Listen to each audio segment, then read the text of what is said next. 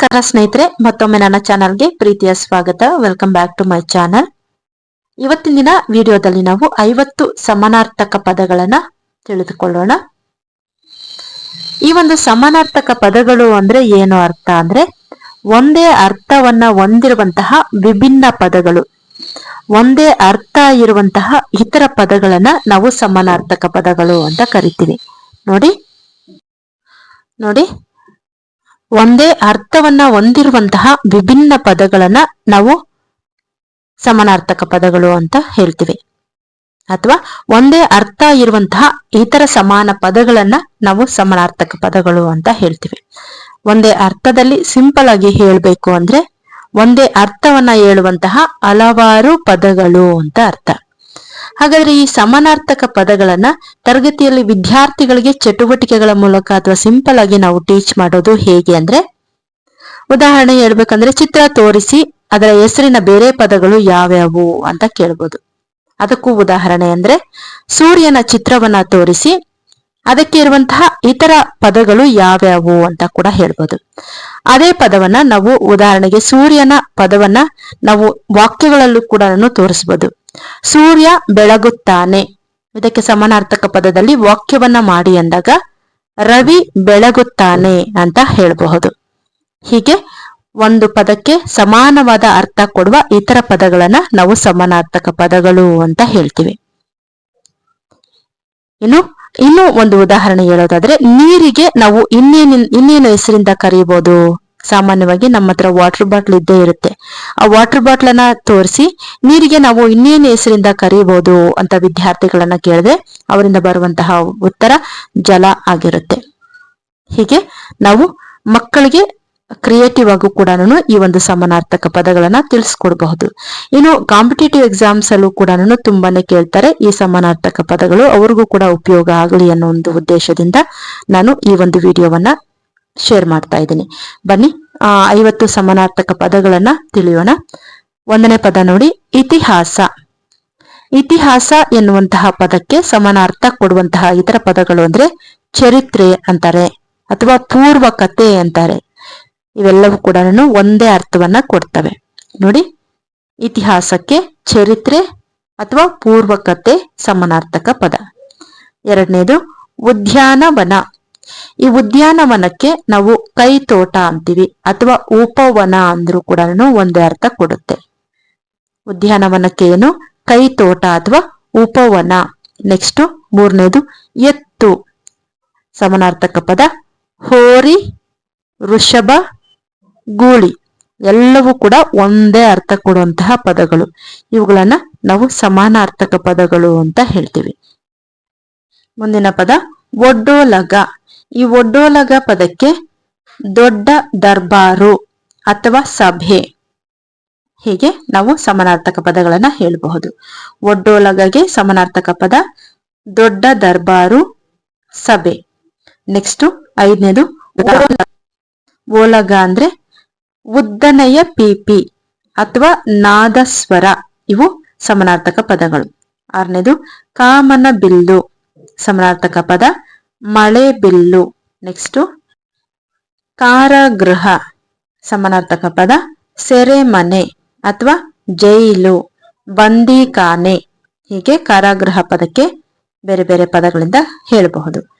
ಕಾರಾಗೃಹ, ಸೆರೆಮನೆ, ಜೈಲು, ಬಂದಿಖಾನೆ. ಎಂಟನೇದು ಕೂಸು, ಸಮಾನಾರ್ಥಕ ಪದ ಮಗು ಅಥವಾ ಶಿಶು. 9 ಕ್ಷಮೆ, ಮನ್ನಿಸುವ ಗುಣ ಅಥವಾ ಸೈರಣೆಗೆ ಕ್ಷಮೆ ಅಂತ ಹೇಳ್ಬೋದು. ನೋಡಿ, ಕ್ಷಮೆಗೆ ಇತರ ಸಮಾನಾರ್ಥಕ ಪದಗಳು ಅಂದ್ರೆ ಮನ್ನಿಸುವ ಗುಣ ಅಥವಾ ಸೈರಣೆ. ನೆಕ್ಸ್ಟ್ 10ನೇದು ಖುಷಿ. ಖುಷಿ ಪದಕ್ಕೆ ಹಿಗ್ಗು, ಸಂತೋಷ. 11 ಕೈದಿ, ಸಮಾನಾರ್ಥಕ ಪದ ಸೆರೆಯಾಳು, ಬಂದಿ. 12 ಖುಷಿ ಪದಕ್ಕೆ ಸಮಾನಾರ್ಥಕ ಪದ ಹಿಗ್ಗು, ಸಂತೋಷ. 11 ಕೈದಿ, ಸೆರೆಯಾಳು ಅಥವಾ ಬಂಧಿ. 12 ಗಗನ, ಸಮಾನಾರ್ಥಕ ಪದ ಆಕಾಶ, ಬಾನು. 13 ಗಾಬರಿ, ಸಮಾನಾರ್ಥಕ ಪದ ಭಯ, ಅಂಜಿಕೆ. 14 ಗಿಣಿ, ಗಿಳಿ ಅಥವಾ ಶುಕ. 15 ಗೈರು ಹಾಜರಿ, ಗೈರು ಹಾಜರಿಗೆ ಸಮನಾರ್ಥಕ ಪದ ಅನುಪಸ್ಥಿತಿ ಅಥವಾ ಹಾಜರಿಲ್ಲದಿರುವುದು. 16 ಗ್ರಂಥಾಲಯ ಸಮನಾರ್ಥಕ ಪುಸ್ತಕಾಲಯ ಅಥವಾ ಪುಸ್ತಕ ಭಂಡಾರ. 17 ಜಂಬಾತ ಗರ್ವ ಅಥವಾ ಅಹಂಕಾರ. 18 ಜಗಳ ಗಲಾಟೆ ಸಮನಾರ್ಥಕ ಪದ. ಜಯಶಾಲಿ ವಿಜಯಿ ಅಥವಾ ಗೆದ್ದವನು. 20 ಜಾಗ್ರತೆ ಜೋಪಾನ ಎಚ್ಚರಿಕೆ. 21 ಟೀಚರ್ ಇದಕ್ಕೆ ಸಮಾನವಾದ ಪದ ಗುರು ಶಿಕ್ಷಕ. 22 ಠಾವು ಸಮನಾರ್ಥಕ ತಾಣ ಅಥವಾ ಸ್ಥಳ. 23 ತಂಡ ಸಮನಾರ್ಥಕ ಗುಂಪು ಸಮೂಹ. 25 ತರಗತಿ ಸಮನಾರ್ಥಕ ವರ್ಗ ಅಥವಾ ದರ್ಜೆ. 25 ತಾಣ ಸಮಾನವಾದ ಪದ ನೆಲೆ ಅಥವಾ ಬೀಡು. 26 ತಿನಿಸು ತಿಂಡಿ ಅಥವಾ ತಿನ್ನುವ ಪದಾರ್ಥ. ತಿನಿಸುಗೆ ತಿಂಡಿ ಅಥವಾ ಪದಾರ್ಥ. 27 ದಿಟ್ಟಿ ಸಮಾನವಾದ ಪದ ದೃಷ್ಟಿ ಅಥವಾ ನೋಟ.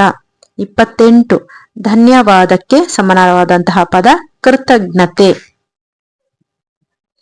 29 ನಮಿಸು ಸಮಾನವಾದ ಪದ ವಂದಿಸು ಅಥವಾ ನಮಸ್ಕರಿಸು. 30 ನಿಖರ ಸಮಾನವಾದ ಪದ ಕರಾರುವಕ್ಕಾದ ಅಥವಾ ನಿರ್ದಿಷ್ಟವಾದ. 31 ನಿಗಾ ಗಮನ ಅಥವಾ ಲಕ್ಷ್ಯ. 32 ನಿತ್ಯ ಪ್ರತಿದಿನ ಅಥವಾ ಪ್ರತಿ ದಿವಸ. 33 ನಿಬಿಡ ದಟ್ಟವಾದ ಅಥವಾ ಒತ್ತೊತ್ತಾದ. 34 ನೆಂಟರು ಸಮಾನವಾದ ಪದ ಬಂಧುಗಳು ಅಥವಾ ಸಂಬಂಧಿಕರು. 35 ಪತ್ರ ಸಮಾನವಾದ ಪದ ಓಲೆ ಅಥವಾ ಬರೆದು ಕಳುಹಿಸುವ ಕಾಗದ. 36 ಪರಸ್ಥಳ ಸಮಾನವಾದ ಪದ ಪರದೇಶ ಅಥವಾ ವಿದೇಶ. 37 ಪರಾಂಬರಿಸು ಪರಾಂಬರಿಸು ಸಮಾನವಾದ ಪದ ಗಮನಿಸು ಅಥವಾ ಪರಿಶೀಲಿಸು. 38 ಪಾಲು ಸಮಾನವಾದ ಪದ ಭಾಗ ಅಥವಾ ಪಂಗಡ. 39 ಪ್ರಾಣಿ ಸಣ್ಣ ಅಥವಾ ಚಿಕ್ಕ. 40 ಪುರಾಣ ಹಳೆಯ ಅಥವಾ ಪ್ರಾಚೀನ. 41 ಪೊದೆ ಪೊದರು ಅಥವಾ ರಾಶಿ. 42 ಪ್ರಭೇದ ಸಮಾನಾರ್ಥಕ ಪದ ವಿಭಾಗ ಅಥವಾ ಪ್ರಕಾರ. 3 ಪ್ರಾಮಾಣಿಕ ನೇರ ನಡೆನುಡಿ ಉಳ್ಳವ ಅಥವಾ ಸತ್ಯವಂತ. 44 ಪ್ರಮುಖ ಸಮಾನಾರ್ಥಕ ಪದ ಮುಖ್ಯವಾದ ಅಥವಾ ಪ್ರಧಾನವಾದ. 45 ಪ್ರಶಸ್ತಿ ಸಮಾನ ಪದ ಪದವಿ ಅಥವಾ ಬಿರುದು. 46 ಪ್ರಶ್ನೆ ಸಂಶಯ ಅಥವಾ ಸಂದೇಹ. ನೆಕ್ಸ್ಟ್ ಪ್ರಸಿದ್ಧ. 47 ಪ್ರಸಿದ್ಧ ಸಮಾನವಾದ ಪದ ಹೆಸರುವಾಸಿ ಅಥವಾ ಪ್ರಖ್ಯಾತ. ನೆಕ್ಸ್ಟ್ 48 ಬಲಿಷ್ಠ ಬಲಶಾಲಿ ಅಥವಾ ಅತ್ಯಂತ ಶಕ್ತಿಶಾಲಿ. ಬಲಿಷ್ಠಗೆ ಸಮಾನ ಪದ ಬಲಶಾಲಿ ಅಥವಾ ಅತ್ಯಂತ ಶಕ್ತಿಶಾಲಿ. 49 ಬಳಗ ಸಮಾನವಾದಂತಹ ಪದ ಬಾಂಧವರು ಅಥವಾ ನೆಂಟರು. ಬಳಗಗೆ ಬಾಂಧವರು ಅಥವಾ ನೆಂಟರು. 49 ಬೇಸರ ಅಥವಾ ನಿರುತ್ಸಾಹ. 49 ಬಳಗ ಬಾಂಧವರು ಅಥವಾ ನೆಂಟರು. 50 ಬೇಸರ ಬೇಸರಗೆ ಸಮಾನಾರ್ಥಕ ಪದ ನಿರುತ್ಸಾಹ ಬೇಜಾರು. ಇದಾಗಿದೆ ಮಕ್ಕಳಿಗೆ ನಾವು ಸಮಾನಾರ್ಥಕ ಪದಗಳನ್ನ ತರಗತಿಯಲ್ಲಿ ಬೋಧನೆ ಮಾಡಬೇಕಾದ್ರೆ ಯಾವ ರೀತಿಯಾಗಿ ಒಂದು ಚಟುವಟಿಕೆಯ ಮೂಲಕ ಅಥವಾ ಟೀಚ್ ಮಾಡ್ಬೋದು ಅನ್ನೋದನ್ನ ಕೂಡ ತಿಳಿಸ್ಕೊಟ್ಟಿದ್ದೀನಿ.